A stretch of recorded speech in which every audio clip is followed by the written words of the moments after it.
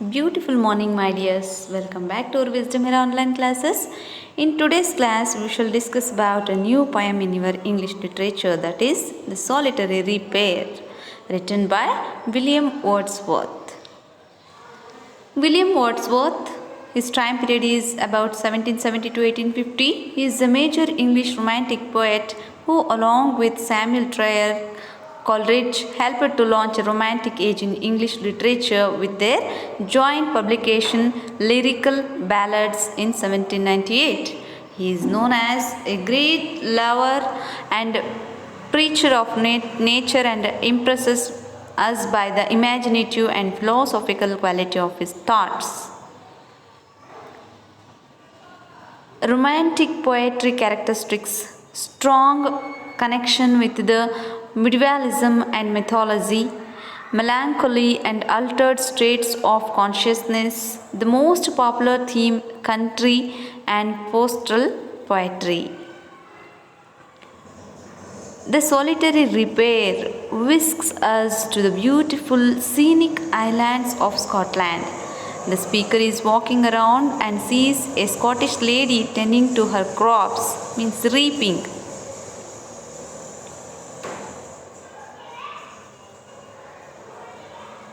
She is singing a field while she works. It is a kind of a sad song, but it is definitely more thrilling than a cuckoo's song in the hybrids and different than anything you might hear from a nightingale. The speaker loves the song, but he can't understand any of it. He wonders if she is singing about old battles and other sad things from forever ago, or if she is singing about something more humble. Either way, he notes that she is singing as if her song will never end. He watches, enraptured, not moving at all. At the end, he quietly walks away, keeping the woman's music in his heart for a long time after. The poem is a short lyrical ballad composed of 32 lines and divided into 4 major stanzas. And it is of the form: the stanzas are written in a tight iambic tetrameter. Each follows a rhyme scheme of AABB, ABAB. It is dominated by one main figure, a Highland girl standing alone in a field of harvesting grain. It is written in the first person and can be classified as a pastoral poem, means describing a scene from a country or a village life. This poem regards with the village life of a woman. Its style of narration conveys immediacy of a personal experience, giving the impression that the poet did not merely imagine but actually lived the scene. We immediately conjure up a picture of a sparsely populated rural area. Here, line-wise analysis. First stanza, we start now. Behold her, single in the field, yon solitary highland lass. Here, the poet tells us about a young girl of Scotland. He tells us to look at the girl who is reaping grain and also singing a sweet song. She is solitary or all alone. This makes us aware about the hushed atmosphere of the valley. She is a highland lass, means here Scotland is divided into lowlands and highlands.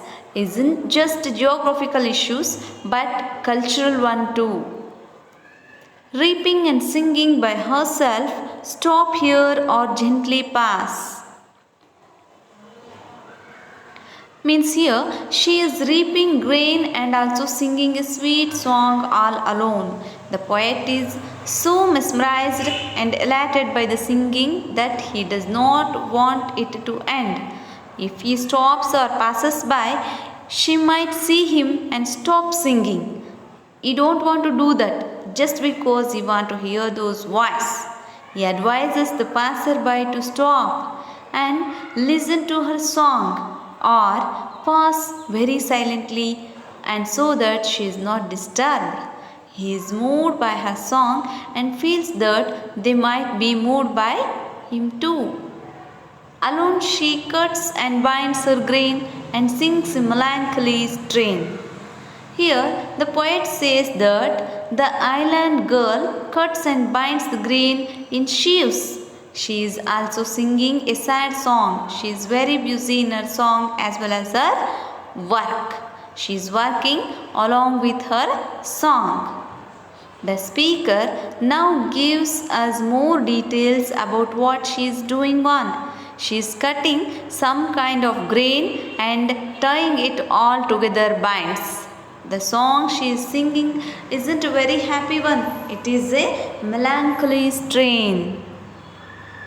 Oh, listen, for the valley profound is overflowing with the sound. The poet once again advises a passerby to listen to her song. The whole deep valley, which is magnificent and great, here they use it profound, is echoing with it, is listening to her sweet voice. It is full of brim with the sound of woman's song.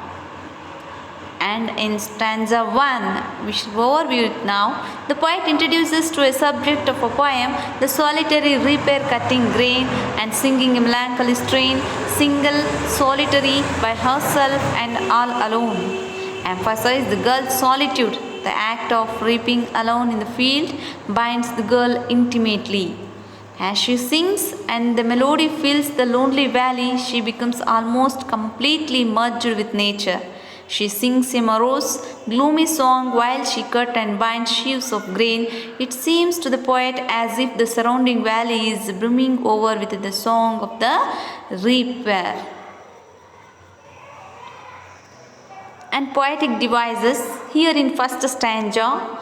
Apostrophe, a figure of speech where the speaker of a poem addresses a dead or absent person, an abstraction or an inanimate object. Behold a single in the field, yon solitary highland lass.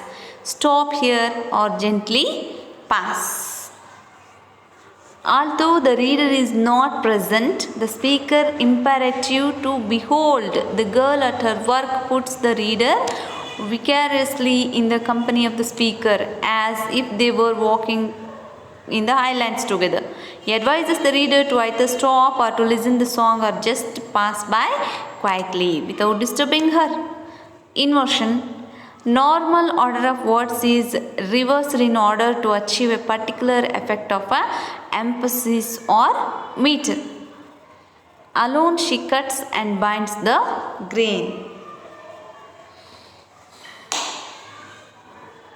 Hyperbole involves an exaggeration of ideas for the sake of emphasis.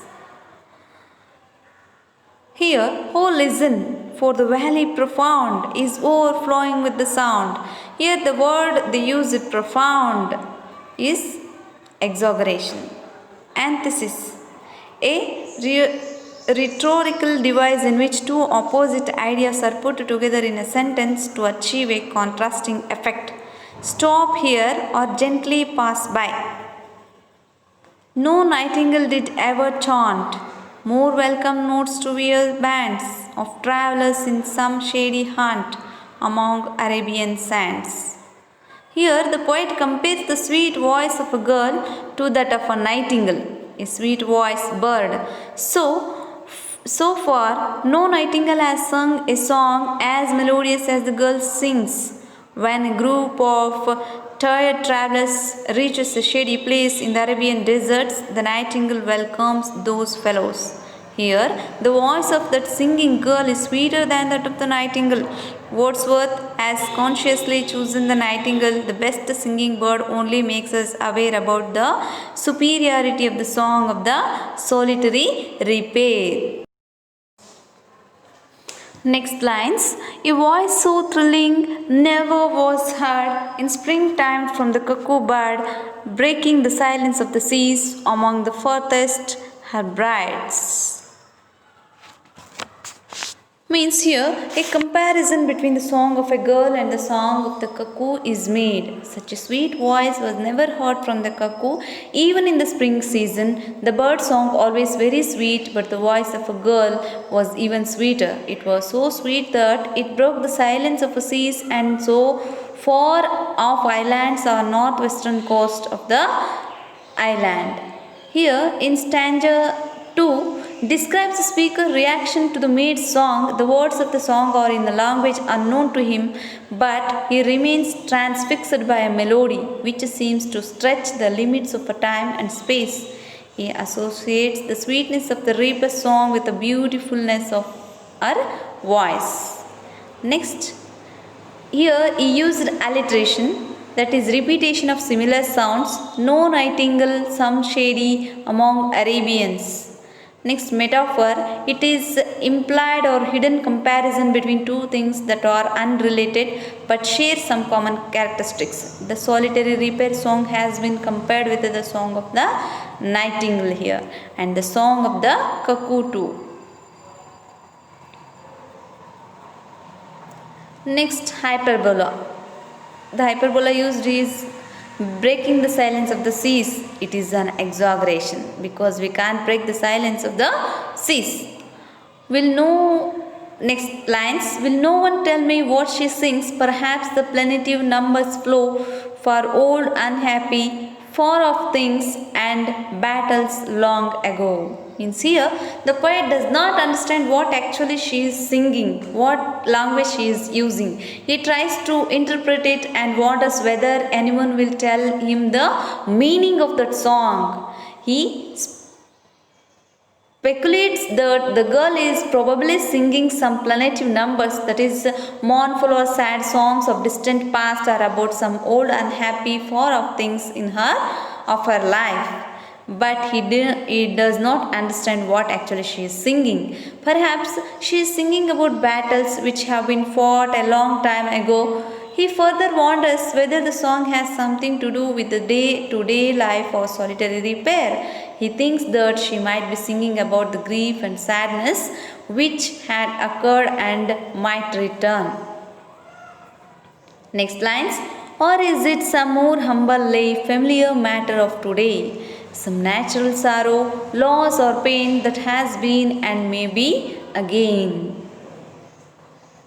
Means here the speaker continues to ponder over the woman's song. The language of the song seems incomprehensible. He wonders if the song is more humbly, something more familiar or day-to-day life to her day-to-day life. It is very familiar. It may be very familiar for her day-to-day life. He tries to guess the theme. Perhaps she is singing a simple song on some ordinary matter of a present age, or singing about a simple sorrows of loss or of some miseries in her life.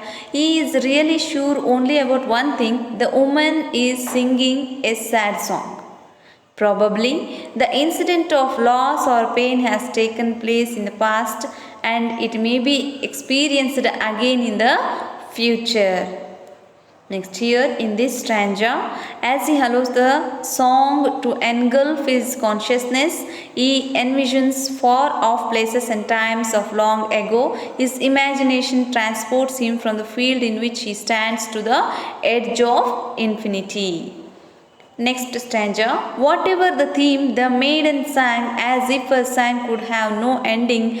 I saw her singing at her work and over the sickle landing. Here, the poet did not know the theme of a song. Irrespective of that, it seemed that the song of the young girl would not come to an end, could have no ending. Makes it sounds like the song isn't designed to ever end, like some definitive song that is a fact of life. The poet says that he saw the girl busy at her work and also singing even while she was working, bending over her sickle. Sickle means it is a one kind of forming tool. Next lines. I listened motionless and still, and as I mounted up the hill, the music in my heart I bore, long after it was heard no more. Means here the poet listened to her song standing still and motionless. The reaper is unaware of the speaker's presence or the effect of her song has had on him. As he mounted up the hill of Scotland, the sweet tune of the song struck his heart. He continues to listen, but the transcendent moment is past. As he walks away from the field, the song fades from his hearing, but the plaintive melody echoes in his heart and his imagination. He was so impressed that he carried the melody of the song with him long after it was ended.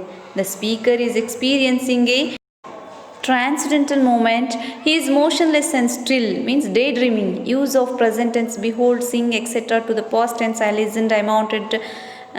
These things, he seems to be looking back on a scene rather than presenting it as it unfolds. He is re-entered the stream of the time. The daydream is now over and he is moving forward with his life, mounting the hill and continuing his journey.